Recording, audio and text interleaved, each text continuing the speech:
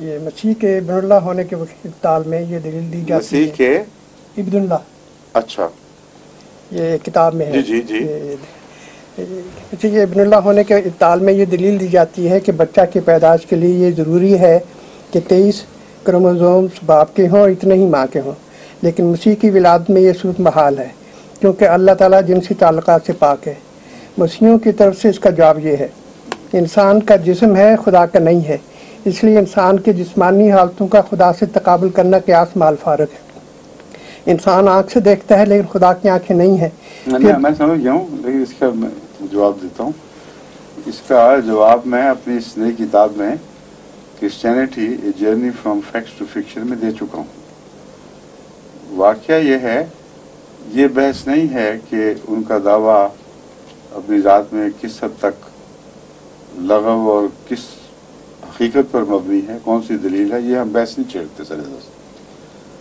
لیکن دعوے کو من و ان اگر قبول کیا جائے تو دعویٰ یہ بنے گا کہ 23 کروموسوم صرف رکھنے والا بچہ مکمل صورت میں پیدا ہو گیا ہے، کیونکہ دوسرا حصہ جو کروموسومز کا باپ کی طرف سے آنا تھا وہ چونکہ خدا کو باپ قرار دیتے ہیں، وہ اس طرف سے آیا ہی نہیں. اس لیے جیزس اپنی ذات میں نامکمل خدا بنا، نامکمل انسان بنا، کیونکہ وہ کہتے ہیں وہ مکمل انسان تھا اور مکمل خدا تھا. نامکمل انسان اس حد تک نامکمل کہ اگر 23 کروموسوم ہی پر اس کی بنا ہوتی جیزس کے وجود کی تو وہ بندر بھی نہ بنتا، وہ کیڑے مکوڑوں میں سے کوئی مخلوق ہوتا، کیونکہ 23 کروموسوم انسان کے تشخص کے لیے آدھے سے بھی کم ہیں. آدھے ویسے بظاہر آدھے ہیں، لیکن عملاً جب 1 2 3 4 کروموسوم غائب کر دیے جائے تو اس کی تخلیق ہی بدل جاتی ہے بالکل. تو سوال یہ ہے کہ وہ کروموسوم جو مسیح کے وجود کی پیدائش کے لیے اس کو انسان دکھانے کے لیے ضروری تھے، وہ خدا کے اپنے ذاتی کروموسوم تھے یا بندے کے تھے؟ وہ بندہ پھر کون تھا؟ اور اگر وہ کہیں کہ یہ تو اللہ تعالیٰ قدرت رکھتا ہے، اس نے کروموسوم بنا دیے ہوں گے، تو ہم کہتے ہیں پھر اس کو تخلیق کہتے ہیں، اس کو بچہ نہیں کہتے. جھگڑا تو صرف یہ ہے کہ مسیح کا باپ ہے کہ نہیں.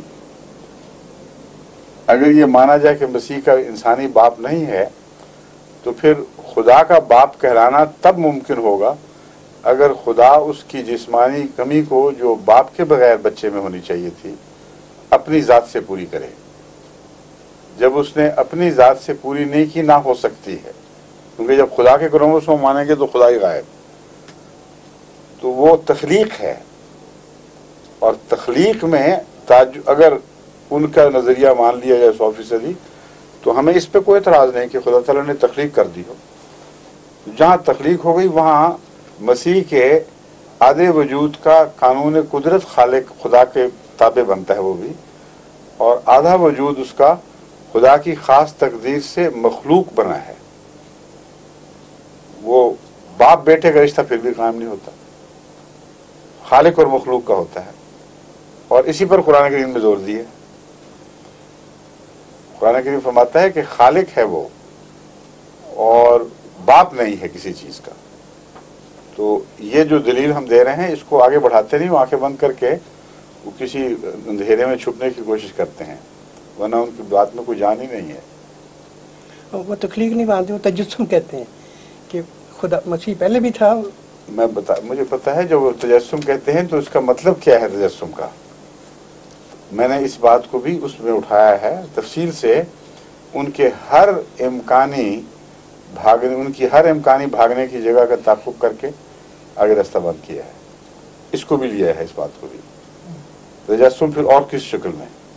سب سے پہلی بات تو یہ ہے کہ آنکھیں کھول کر دو ٹوک اس بات کا فیصلہ ہونا ضروری ہے کہ مسیح میں ماں کی طرف سے آدھے کروموسوم ملے، باقی آدھے کہاں سے آئے؟